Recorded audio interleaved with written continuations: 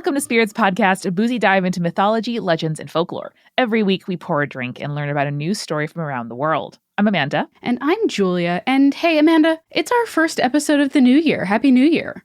Happy New Year, Julia. How are you feeling? How you doing? I'm feeling good. I always get weird around the new year. The idea of a lot of people get really down on themselves being like, oh, I didn't achieve anything in this past calendar year. And I think that is not the best mentality to go into a new year. Yeah, you can use it as motivation, but at the same time, hey, be gentle on yourself. Maybe the year didn't turn out the way that you were hoping, and that's fine. You got other years ahead of you. We're also 4 months into the Jewish year, Lunar New Year, and it's also a leap year in both calendars. So there's just in the Jewish calendar, an extra month. In the Gregorian calendar, an extra day. It feels like there's room in 2024 that I'm really excited about. I didn't even know that you guys get an extra month in the lunar calendar on a leap year. That's wild. I love that. That's great. Mm-hmm.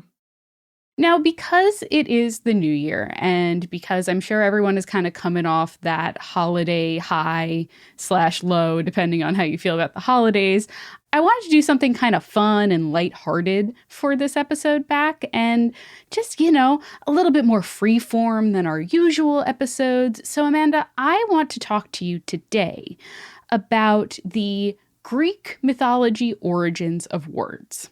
One of my very favorite topics, and a thing that makes me feel smart and occasionally get Jeopardy answers right, where a couple months ago there was one about, he's got to roll that boulder all the time. And I'm like, Sisyphus, I know that guy.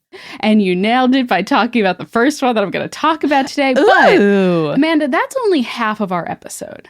Okay. I have a fun little game inspired by something I've been thinking about lately that I'm going to have us play in the back half of this episode after we get back from our refill.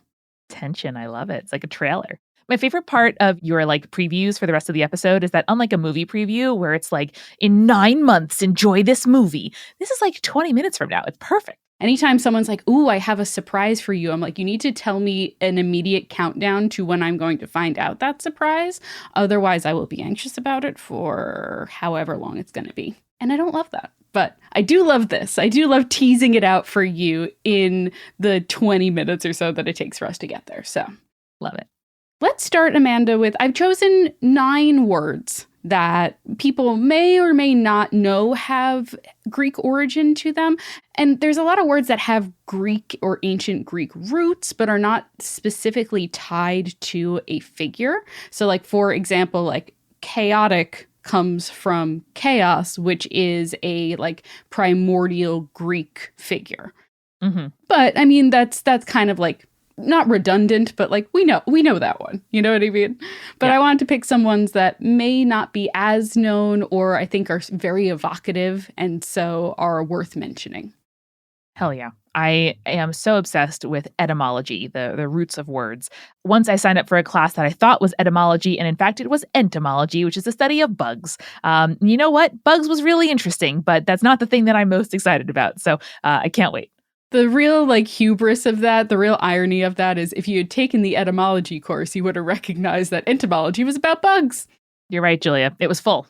It was full. So as you, as always, brilliantly pointed out, we have Sisyphus. Now, a Sisyphean task, or something that is Sisyphean, is a task that can never be completed. It's also someone or something that requires continual and often ineffective effort. Now, my problem is I have been studying Greek mythology for a really long time. I always confuse Sisyphus and Tantalus in regards to who did what in order to be punished in Hades and in the underworld. I know what their different punishments are, but I'm what did you do again to get there? What was it?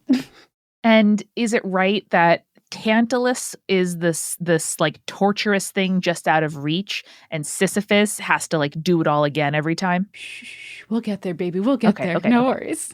Sisyphus was out there breaking one of the biggest laws that one could break in Greek mythology. Amanda, do you know what that law is? Thinking you're better than a god? He also did that too. I'll be honest, he also did that too. But he broke the laws of hospitality. Oh, of course. He was a tyrant of a king who would kill visitors who came to his home just to kind of like show off how powerful he was and that he could do that, which obviously pisses the gods off, but in particular pisses Zeus off because that is his domain, you know? Yeah. So Zeus ordered Thanatos, who is the embodiment of death, to take Sisyphus and chain him up in Tartarus, which is like the deepest, darkest hole in the underworld, in Hades. Now, Julia, two very important interjections here. Go for it. One, Elizabeth Holmes really should not have named her company Theranos because Thanatos is literally the personification of death. Secondly, every time you talk about Tartarus, I do picture an entire swimming hole filled with tartar sauce, and that's just my thing. You know what? I didn't until now, and now that's gonna have to be how I think about it every single time. Thank you for that. And Sisyphus is like a battered fish finger being dipped in that sauce. Mm-hmm. Well, he's going to be tied underneath, so he will not be crispy for very long. Not at all. So Thanatos has taken Sisyphus down into the underworld, and Sisyphus is like, hold on, I know how the underworld works.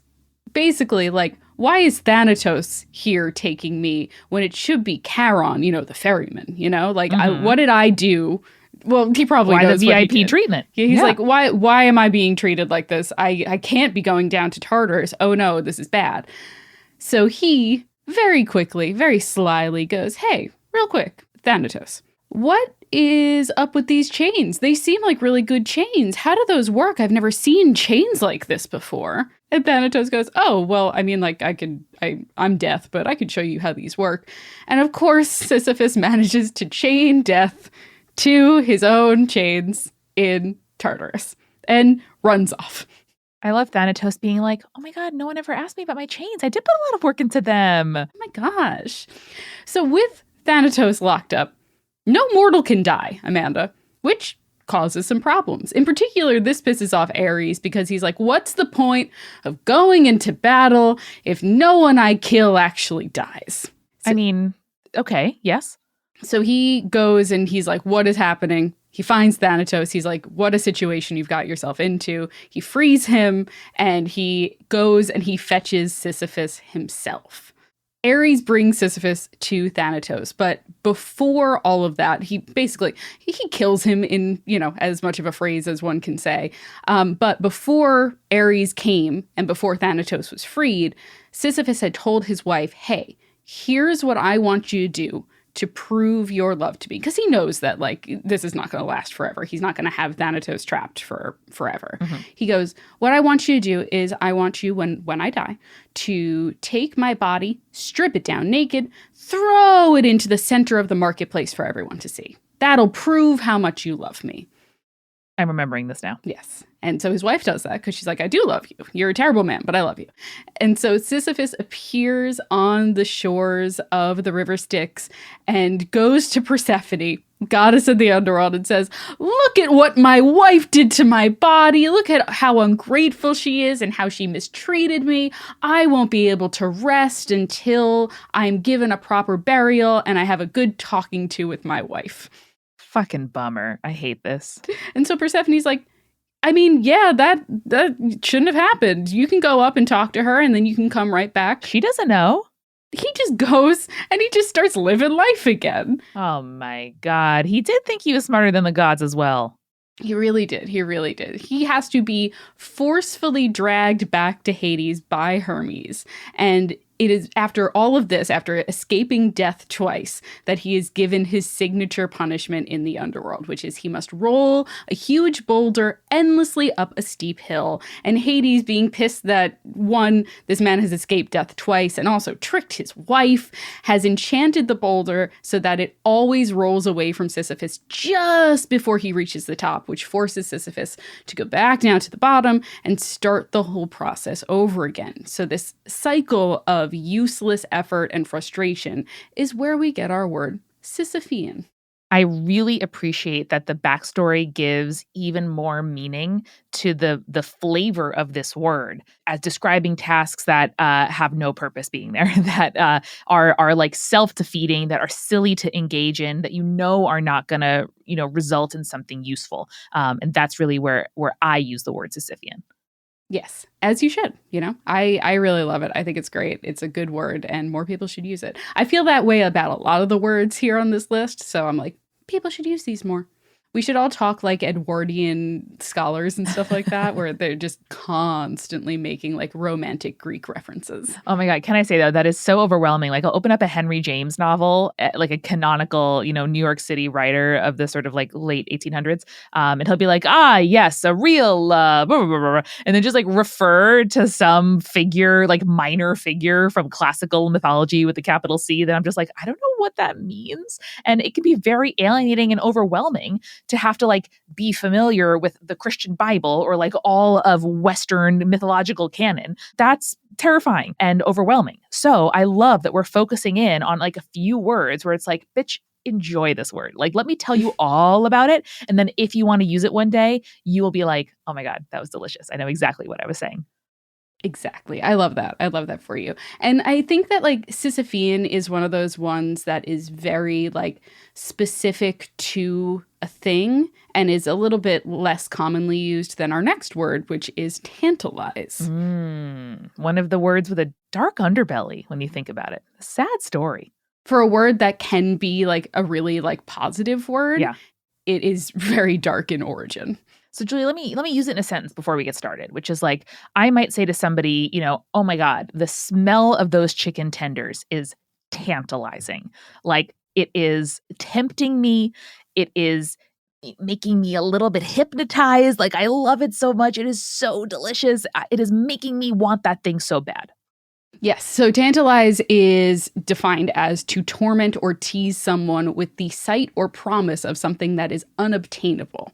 And that is exactly how Tantalus is punished. So he is also another person that abused hospitality laws because he was invited to dine on Mount Olympus by Zeus himself, which is big deal. a big deal.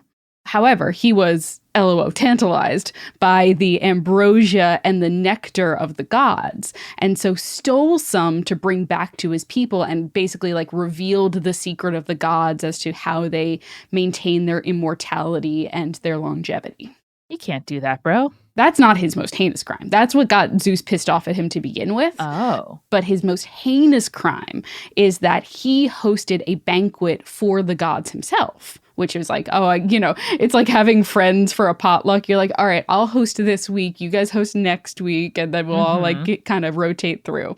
So he offered up his son, Pelops, as a sacrifice, cutting him up and serving him as the main course in a feast for the gods because he wanted to see if they were truly omniscient. Wow. A bold choice. A very bold choice. So what happened next? So the gods, for the most part, realized what was going on, did not partake in the main course, except for Demeter, because in the timeline, this is a period in which she had just lost Persephone, and so in her grief and her mourning, didn't realize what she was eating and took a big bite out of Pelops. Tough. Like, eventually all the pieces were put back together and he was revived, except for the piece in his shoulder that Demeter took a big bite out of, and that was turned into like a gold prosthetic, which is actually kind of nice. Ooh, that is awesome. But as punishment, Tantalus is basically forced to stand in a pool of water, also in Tartarus. Above him is a fruit tree full of delicious fruit that is hanging on low branches. However, whenever he attempts to reach up to eat one of the fruits, the branches would raise just out of his reach. So dark torture, but for kind of a terrible dude. So, yes. I'll accept it. But just the fact that I use it for like food I want to eat or like thoughts of food makes me laugh because it is all about food. And like that makes a lot of sense. But wow, does this kind of take tempting to a whole new level? Yes, exactly. It also refers to the water that he's standing in, because if he ever tries to reach down to take a sip of water, basically in some versions of the story, they really like kind of up the game too, where he's constantly burdened by both unending hunger and also thirst. So anytime he reaches for the water as well, it recedes so that he cannot scoop it up. So he's always being tantalized by the things that he cannot have. Tough, dude. It's tough. It's a rough one, for sure. I mean, I didn't sacrifice my son in order to see if the gods really were as smart as they claim to be. But I am very tempted by chicken nuggies at all times. Like, what's better than a chicky nugget when you think about it? Truly, Instagram has started serving me merch that just says like chicken tenders on it. Like just a sweatshirt that says chicken tenders. And I'm like, yes. As a person who owns a sweatshirt that says rigatoni, Amanda, buy it. Yeah, thank you. Thank you. Our next one is probably more obvious, but especially if you've listened to our Greek mythology episodes. But that is the word erotic. Yes, that's a very good point. Yeah, something that tends to arouse sexual desire or excitement. And this, of course, comes from the god Eros, who is the god of carnal love. And he was said to be the assistant to his mother Aphrodite and famously made people fall in love by shooting an arrow into their heart. He is also one of the erotes, who are the winged love gods, all of which represent different types of love. Eros is specifically love and desire. And I was thinking about this, and I was looking at the erotes again, and I was like, you know what? I think, like, while erotic works, sure, I think that hymnerotic, after the erote himeros, would actually probably be better for the definition of erotic, because he is the erote of uncontrollable desire, representing desire, but also unrequited love. That's really specific and fascinating. And I love, as usual, all of the disambiguations and unfurlings, the different kinds of love, desire, want, relationship that can exist between people, including the one-sided, which I think is really important to shout out. I was about to say more romance novels should be written about one-sided romance. And then I was like, that wouldn't appeal to 99% of romance readers. And that's fine. There is happily a fanfic tag for you, Julia, in the unrequited romance or the unresolved sexual tension, or UST. I'm glad you could tell me what AO3 tag I got to follow for that. Always, baby, always. The next one we're going to talk about is a word that gets thrown a lot around on the internet, but perhaps is not necessarily the actual definition for what people are referring to. But Julia, just to pause there. That could be literally dozens of words. I know. But a narcissist, not counting the actual mental disorder of narcissism, is someone who has excessive interest in or admiration of themselves. So Narcissus, again, just remembering my my professionally a little bit familiar with Greek mythology role here. Something about not being able to look away from his own reflection? Yes. So basically, Narcissus was a mortal man who was perhaps the most beautiful mortal man in all of Greek mythology, admired by all for his beauty, regardless of gender. He rejected any potential suitor and did not find love until he caught a glimpse of his own reflection in a pool of water. Now, in some versions, he either withered away because he could not bear to tear his sight away from the image. In others, he tried so hard to be with himself that he ended up drowning himself. Damn.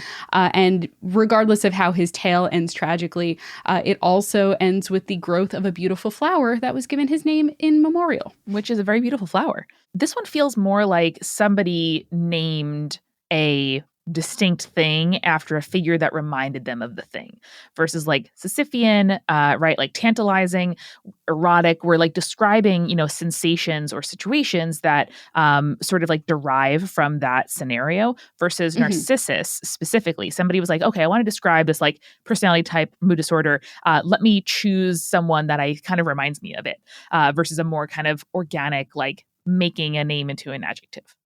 Kind of falls into the same category as, like, for example, like the Oedipal complex or something to that effect, or like, an Electra complex where it is like, oh, well, here's an example of this thing that I am now defining. A bunch of people who studied classical Greek literature became psychotherapists and were like literary, analyzers, and were like, oh, yes, I know the shorthand for this. This is a kind of like subplot one to Narcissistic and Narcissus, but they're often told in tandem with the story of Echo, who was a nymph that fell in love with Narcissus and was basically like cursed to only be able to repeat the words said back to her, and so could not convince Narcissus to pull himself away from the pool. And so that's where we get the word echo from, as a repeating thing. That's one of my favorites. I don't think I knew that origin. That's amazing. But also what a poetic sort of pairing for the one enamored with his own appearance is the woman who can only repeat the words of others. It's beautiful and sad, and that's what Greek mythology is. The next one I have on the list is the Herculean task. Now, a Herculean task is one that I kind of love using in general, though the origin, is probably pretty obvious to most people. But this is an extremely difficult task requiring great physical or mental strength in order to succeed. And of course, it's a reference to not only the strength of the demigod hero Hercules, but a reference to the 12 labors of Hercules, which the hero did as atonement for killing his wife and children in a madness that was set upon him by the goddess Hera. Because why not?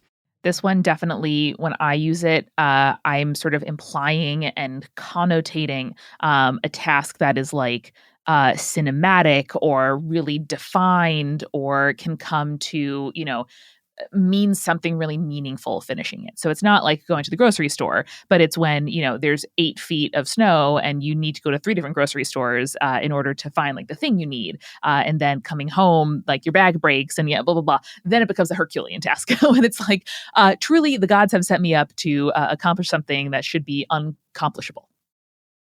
I feel like you could also similarly, and I don't have it on the list, but most people use Odyssey for a similar reason, like being like, this is a thing that's going to take a long time and it's going to be like, I'm going to have to go to all 3 grocery stores to find that specific ingredient that I needed. And it's going to take much longer than it should have. I think this podcast has made me not use that word lightly because I'm like, if you're not meeting with cyclopses and almost dying from women's voices, then like, this is not an Odyssey, baby. Yeah, it's not. It just simply isn't. Now, Amanda, when I call something ambrosial, I am definitely not referring to ambrosia salad from the Midwest. Yes, that's true. Instead, I am referring to something so exceptionally pleasing in taste or smell that it seems worthy of the gods. Yes, you are. And that, of course, is the case with the actual origin of this phrase, which is ambrosia, which was the food of the gods, sometimes said to be what gave them their longevity and immortality. And it was often served in a heavenly feast brought to the banquet table either by the goddess of youth Hebe or Zeus's cupbearer Ganymede. And it was also said that ambrosia was what Hera used to, quote, cleanse all defilement from her lovely flesh, which basically she would bathe in it every year so that she would become a virgin again. Okay. Which I love that for her. I love that for her. I mean, I've done like a milk bath bomb situation before. Lovely. Now imagine that was the nectar of the gods or the ambrosia of the gods. I mean, my skin would be flawless. Yes. Well, consumption of ambrosia was reserved only for the divine, though it was occasionally given to heroes in order to cleanse them of like wrongdoings or misdeeds or what have you, just defilement in general. It's also referred to in the Odyssey as a kind of perfume, which I think is really interesting. So, for example, Athena gives Menelaus ambrosia to put under his and his soldiers' noses while his men are disguised in seal skins. Interesting. They're like, it's so rancid, but then Athena gave us this really nice smelling perfume to put under our noses, and so we were able to wear them. And like a tie back to, where they came from and like not animalistic and maybe higher, and human in some way. Exactly. So to call something ambrosial means that we as mortals are lucky to be tasting and or smelling it, which I think we should be using more to describe delicious foods. That's my hot take. Oh yeah, agreed. Now, this next one is an interesting one because we've got 2 definitions of the word chimeric. One is quite literal and clearly deriving from Greek mythology, and then the other one is a little bit more of a stretch, but I think makes sense given the evolution of language in general. So this mostly reminds me of the phenomenon where a being may have 2 different kind of strands of DNA or patterns on their skin. For my favorite show, The Zoo. Yeah, so that is specifically the use in genetics, which is kind of separate from the 2 definitions that I'm using here. But chimeric refers to something that is formed from various parts of different animals. But it's also defined as something that is hoped for but illusory and therefore impossible to achieve. Oh, interesting. I haven't heard that one before. I really like that as an interesting use of that. And it makes sense given kind of the way that like this is a thing from mythology that shouldn't exist, and therefore it is something that is impossible to achieve. Right on. So if you don't recognize the word chimera or its context in Greek mythology, this is one of those classic Greek monsters. It's a creature that's comprised of a lion's body and a head, as well as the head of a goat coming out of its back, and with a tail that has a snake's head on the end of it. And she also breathes fire, because why the hell not, right? Why not? Why not? But in more modernity, chimera has been used as a shorthand for basically any creature that has parts of various animals in weird and interesting ways combined. I know it's your favorite thing in the world, Amanda. I think I learned about it from House MD, which was a formative show for both of us when we were in middle and high school. So right on. The next one, I included this really kind of just for fun because we all know about Hermes as a god already. But did you know that we get the word hermetic as in something that is complete and airtight, like a hermetic seal from the god Hermes? No, I did not know that. I just found that out when I was researching this episode. Incredibly good. Isn't that wild? That's amazing. I mean, that makes total sense now that you say it, with like the like completeness of the seal and like the perfection of the boundary.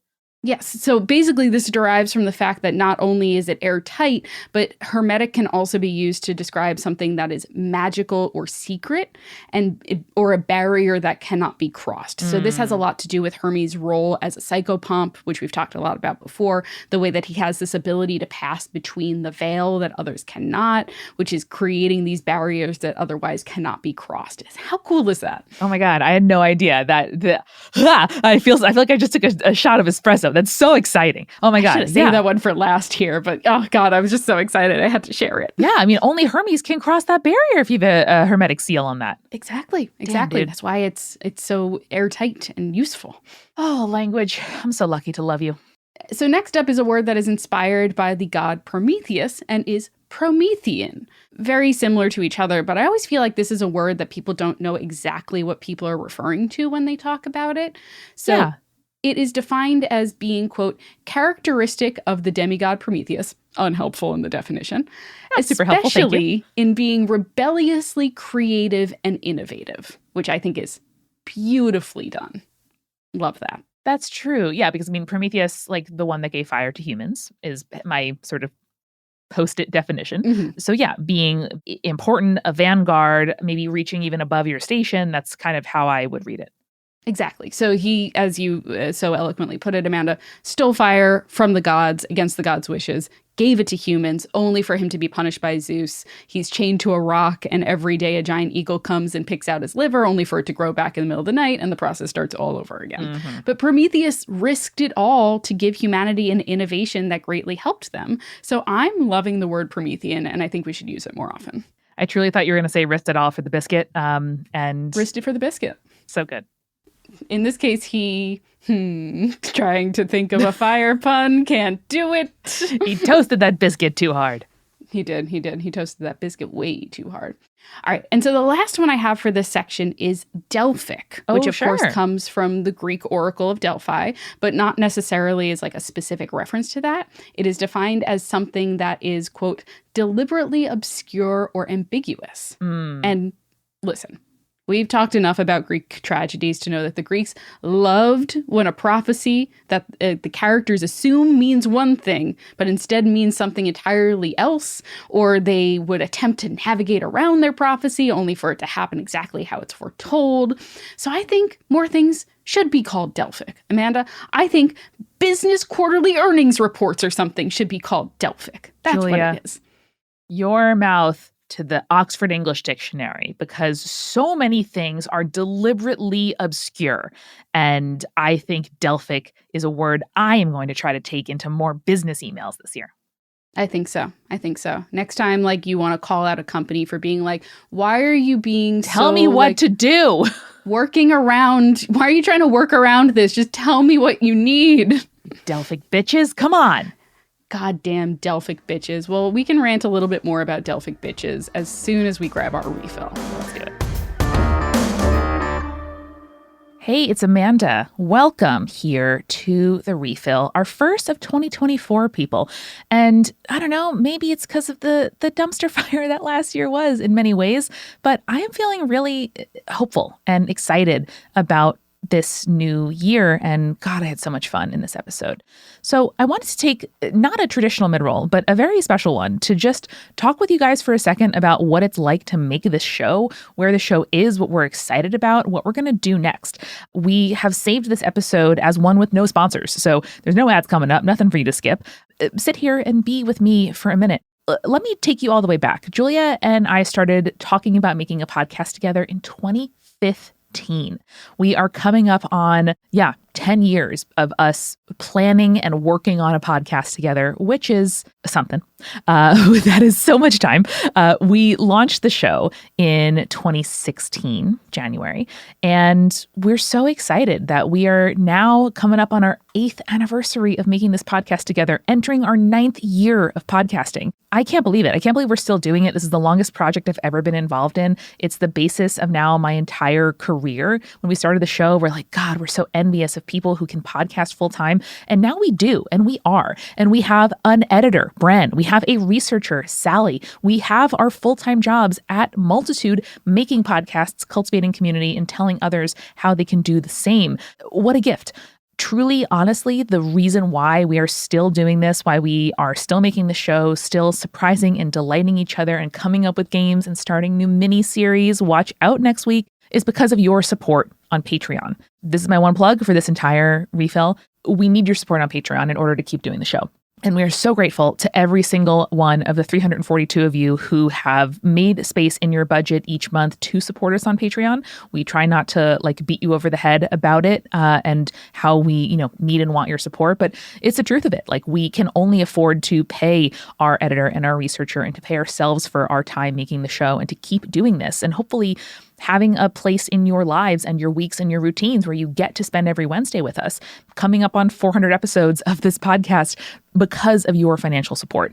So if you can spare as little as $4 a month to support us on Patreon, or hey, maybe you want to join the ranks of our supporting producer and legend level patrons, who we will thank by name at the end of this mid-roll, you can do that. You can also join annually. So if now in January, you're like, oh, thank goodness, I, want ad-free spirits for an entire year, I have great news for you, which is that you can pay once for an entire year of Patreon support and get a 10% discount. That's like a whole month free, if my math is correct. And go ahead and join us at the $8 tier for that level for the entire year. The annual memberships are so useful for us because they let us know exactly what we're going to be making from the year. You have less credit card annoyances with getting charged each month, and you get a discount. So let's just go through the perks real quick. I know we talk about them time, after time, but I want to show you them directly. So first tier, patron tier, you get director's commentary for every single episode, plus our bonus Urban Legends episode each month, another 30 to 45 minutes of Urban Legends per month for you, which we now have both video and audio versions. More on that in a minute.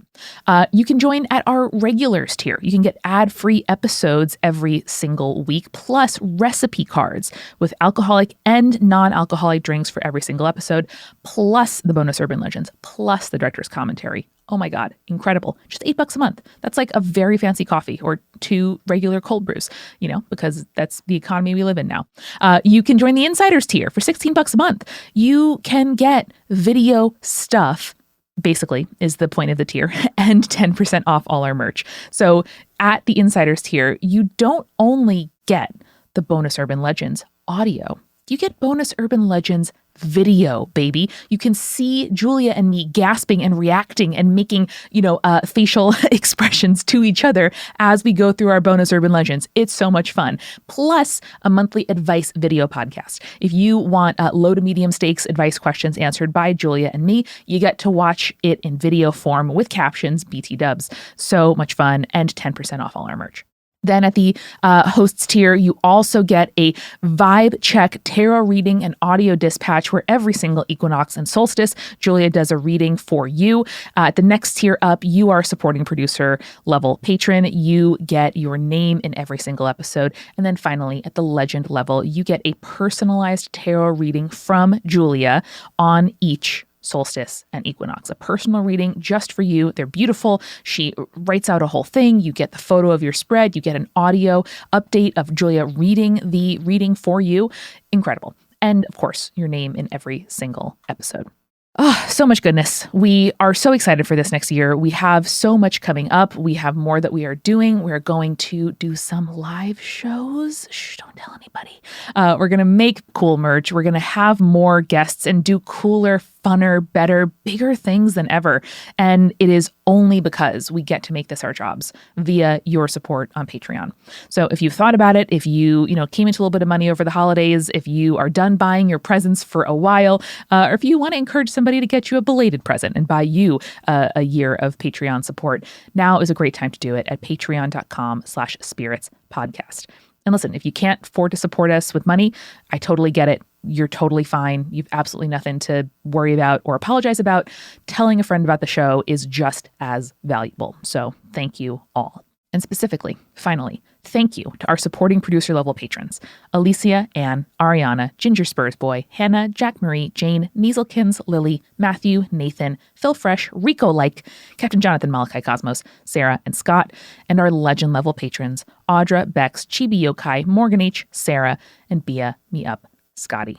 Finally, y'all, I have been enjoying so very much the new dice that I got as a Hanukkah present because we are doing something very special and new over on Join the Party.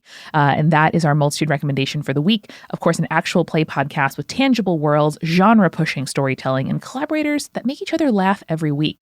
You are going to want to stay tuned for what we have coming up in January. Oh, we've been working on it for months. I am so excited. So listen, hop into our current campaign, Campaign 3, a pirate story set in a world of plant and bug folk. You are gonna want to hear the characters Julia and I play. It is so much fun. My present from Julia for Christmas was based on my Join the Party character, and he's a sweet lad. So come on over, listen to the show, jointhepartypod.com, or search for Join the Party in your podcast app. All right, folks, we love you. Thank you. Let's get back to the show.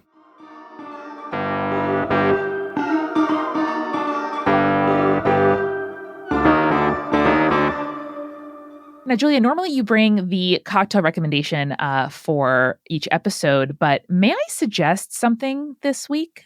Of course. I'm going to suggest a beer shot combo. Depending on your city, this may have a cute name, like a citywide, but the reason why is because learning about language is a shot and a chaser. Learning about language is that initial jolt of adrenaline. We're learning that the word has an interesting meaning, and then the chaser of delving even deeper into it and understanding the hidden and obscured and longer-lasting 4% ABV light beer kind of meaning here as that shot works its way down your tongue. Your Tecate, your Modelo, your Miller High Life. Always. A friend of mine is a big fan of Miller High Lifes and recently posted a photo on Instagram being like, they wouldn't call it the champagne of beers if it was a bad beer. And I'm like, you're not wrong. Miller High Lifes are not great beers, but like, they're not bad. They're perfect for their purpose, and especially when we can get them in the glass bottles, Eric and I will drink that champagne of beer as our go-to at any time. Well, while we take our shot and then sip on our champagne of beers, Amanda, for this back half of the episode, I have a list of characters from Greek mythology that I think should have modern expressions or words based off of them. So what I want us to do is together for this section. I am going to name a Greek figure, remind you what their main story is or what they're known for, and then you and I together are going to come up with either a word or a phrase that we can start using in real life in reference to that.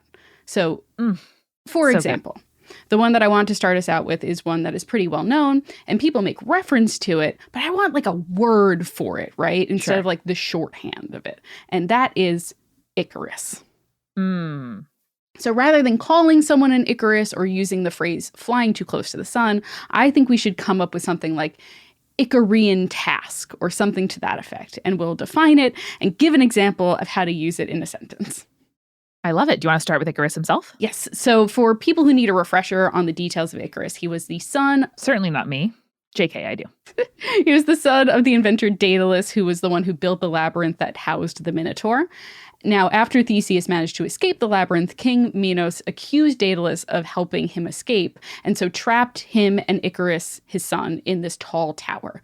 Now, Daedalus, being the incredible inventor that he was, created these wings that were made out of feathers, blankets, and beeswax. You use what you can. Now, before they flew out of the tower, Daedalus warned his son not to fly too high or too low, because if he flew too low, the sea would soak the wings and it would cause him to sink. If he flew too high, the sun would melt the wings. Icarus, of course, in the classic hubris fashion, flies too close to the sun, his wings melt, and he falls into the sea and drowns. Now, Amanda, how can we create a word for Icarus or an Icarian task or something to that effect to describe what the whole vibe of him is? I really like, from learning the origin of this word and refreshing myself, that it's not just going too high, close to the sun, but also going too close to the ground. Like, it's not, I think people say fly too close to the sun, and what they mean is it was too ambitious or it reached too high. But it's not about that. There's also a lower limit. Like, it's about kind of sticking close and sticking within a mean and a well kind of carved out pathway, and not deviating too far to either side. And so that's something I want to capture in our word choice here. I'm not sure if like an adverb or a verb would be the best thing, but that's the meaning that I want to focus on. I think that something that is Icarian is something that requires a certain level of, what's the word that I'm looking for? Moderation. It's a task that requires you to not be too ambitious, but also not like postpone it or not put as much effort into it as you can. It's a real like balance. It's a work-life balance situation. Yes. Or, Julia, like that game in Mario Party 3 where you have to walk along the very skinny route down the curvy canyon. And if you go too slow, you'll lose. If you go too fast, you'll fall. Just like that. Yes, I think it's something that it's like you need to find the balance in your life in order to achieve it. And a lot, and like people before you have failed at that task. So you understand the risk and reward of facing it yourself. Exactly. And just kind of like trying to blast through it and get it over with, that's not going to help.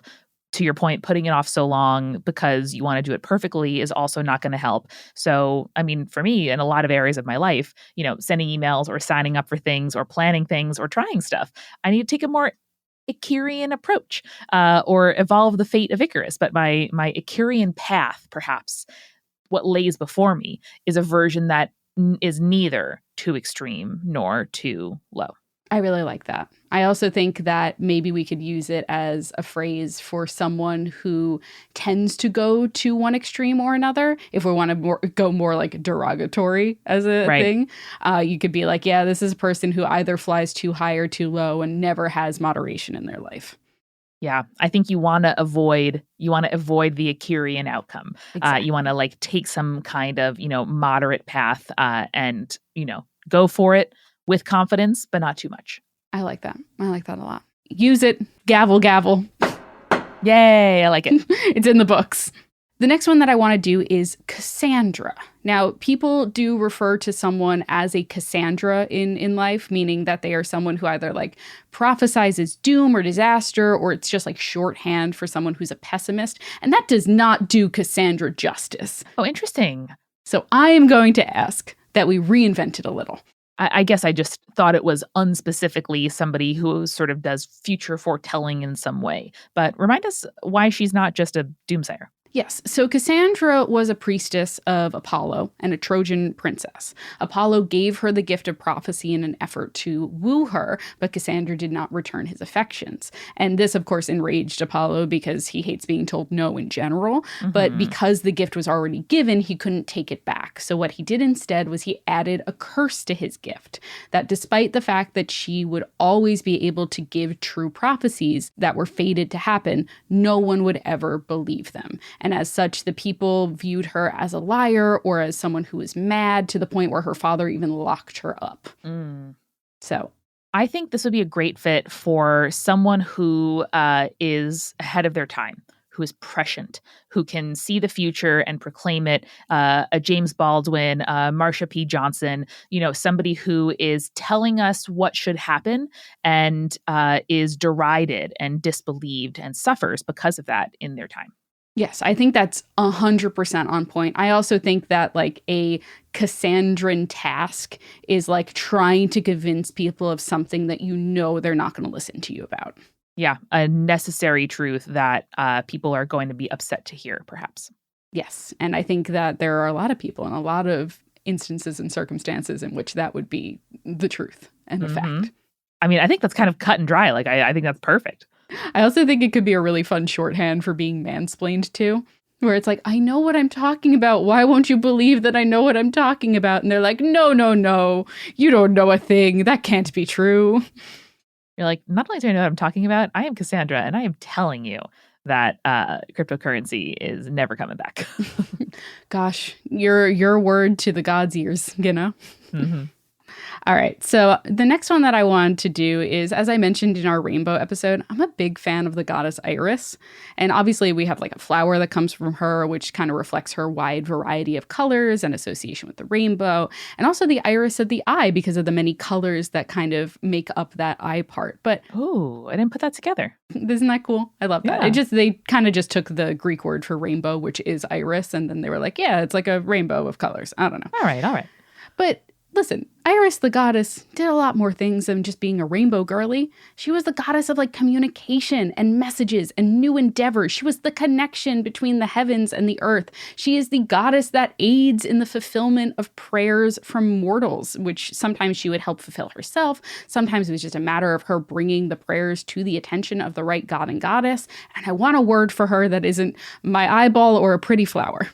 I think that Iris, I'm really being drawn to communication and new endeavors here. Mhm. I think like maybe we're getting toward a multimedia, digital media creator.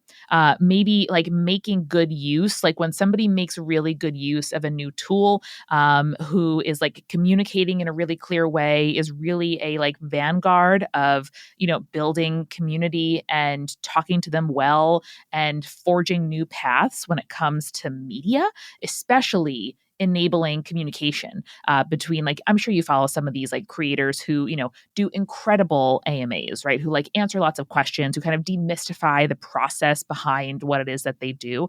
I think that should be Irisian. Ooh, I like that a lot.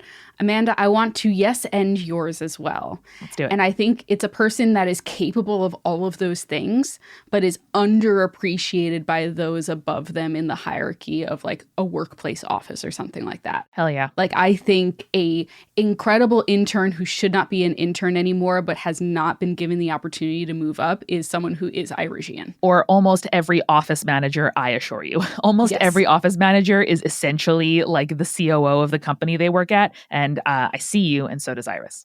Yes. And so I love that. I think that's great. So you might remember our next figure, Cineas, from our Genderfuck the Gods episode. We've mentioned him many, many times. But Cineas was someone who was born as a woman, but was transformed into a man by Poseidon after he assaulted her. And now Poseidon granted her one wish after the fact, and she asked to be transformed into a man whose skin could never be penetrated. Now, Cineas, as a man, became one of the Argonauts. He went on many adventures. He had this very heroic image. He was one of the greats. And in the Argonautica, it was said that, quote, they could neither force him to yield nor yet dispatch him, but unbowed, unbroken, which I really like. Now, in the end, he ends up dying after being crushed by pine trees by a group of centaurs that he's fighting. But I really like the end of Ovid's version of the tale, which is he flies out from beneath the tree trunks, having been transformed into a golden bird. What word do we want to come up with for this trans icon? I mean, I think this has to be somebody whose like dignity and purpose and motivation is uncorruptible and unassailable, and somebody who, like a sapling, snaps back up after being pushed over time and time again.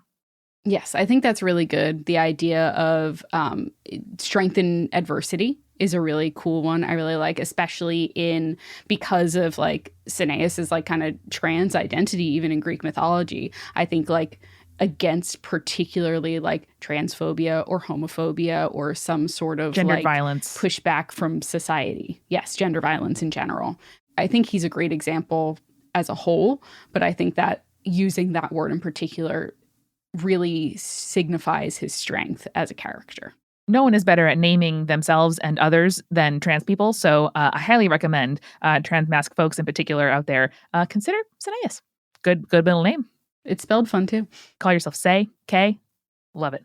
All right, so this next goddess is one that often gets overshadowed by her much more notable children, but Leto is the goddess of childhood and the mother of Apollo and Artemis. So her most famous story is, of course, her pregnancy and birth of the twin gods. Specifically, Hera, in her typical jealous self, ordered every spit of land to shun the pregnant woman and deny her a place to give birth. Why is this always happening to the mothers of historical figures that we hold up as leaders? I don't know. Hospitality? Is it like just particularly rude for a pregnant person who needs to sit, probably?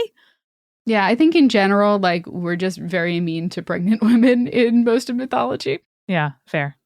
So she is also delayed, or in some stories, her labor is extended because Hera will not allow the goddess of childbirth to visit her, which makes Leto suffer for 9 days and 9 nights before she's able to deliver her children.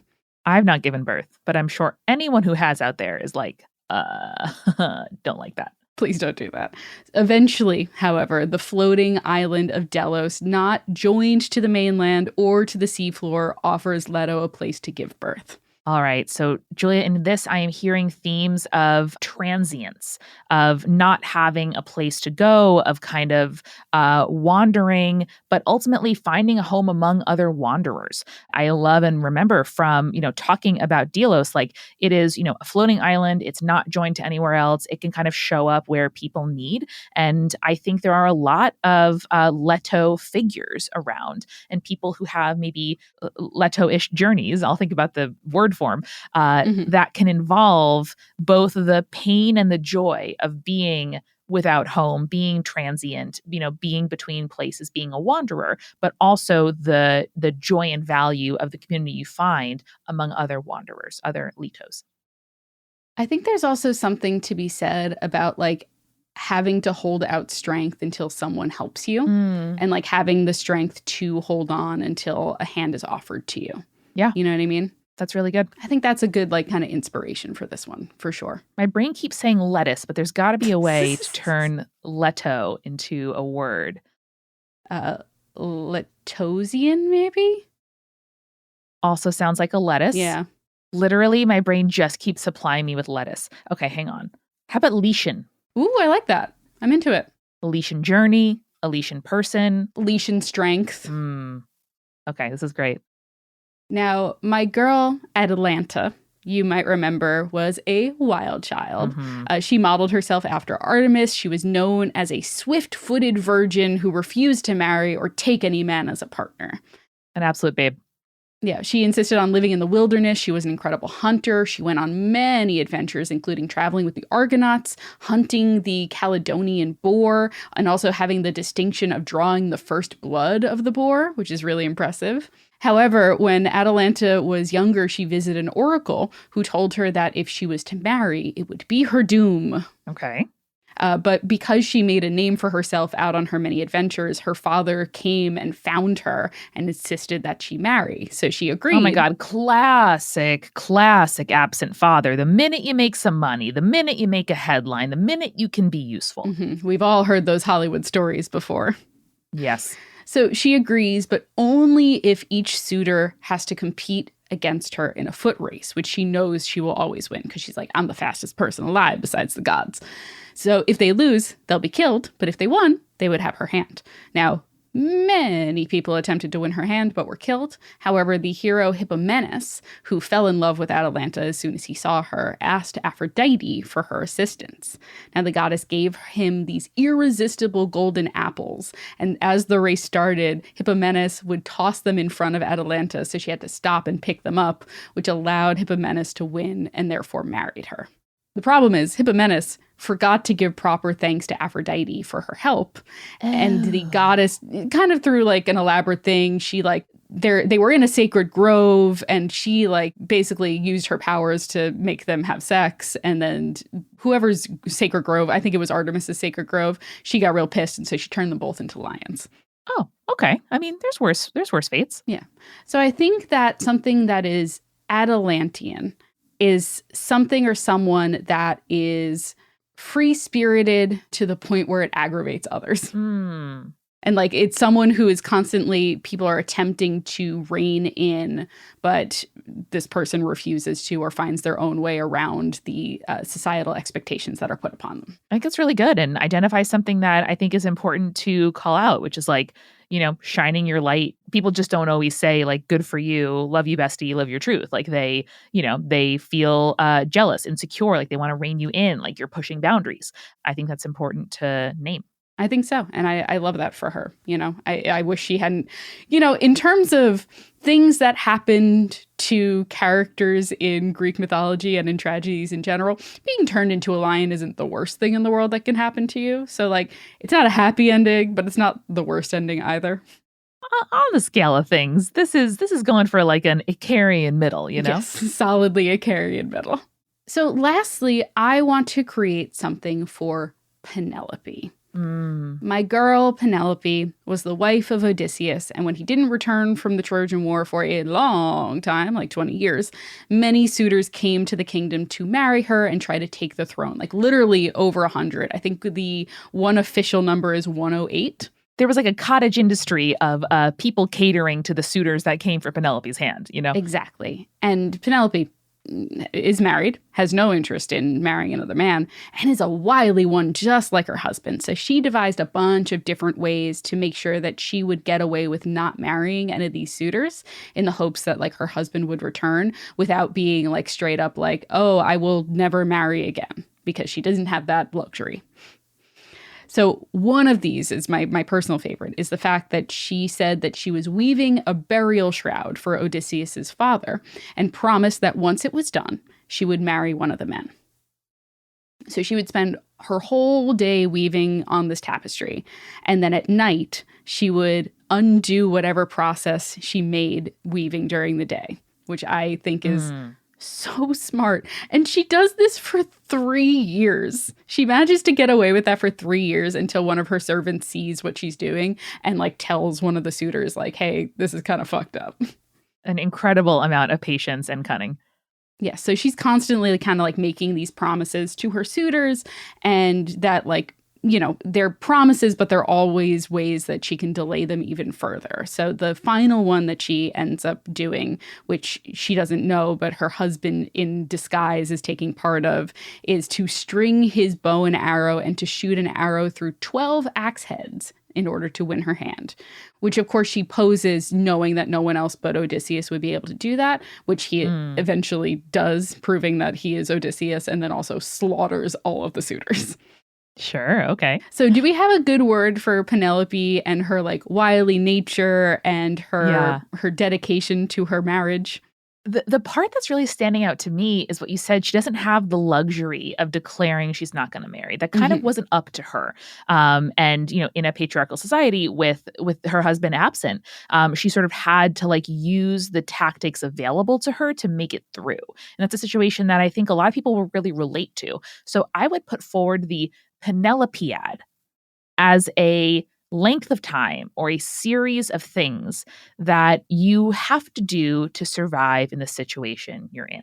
And hopefully it doesn't last forever. Maybe you are being creative. Maybe you are being cunning. Maybe you're roping in allies. But the Penelopiad is, you might feel like you're not making progress. In fact, you might be, you know, by definition, by design, staying kind of stagnant, but maybe you're saving money, you're saving resources, you're, you know, biding your time until you can burst forth into your new phase. And I think that's not stagnant at all. I think that's a very deliberate strategy. And I think Penelope is a really good figure to inspire you in that moment. I really like that, Amanda. My brain was kind of filling in this idea of like, you know, in situations where I think of like bartenders, but specifically like women bartenders, right?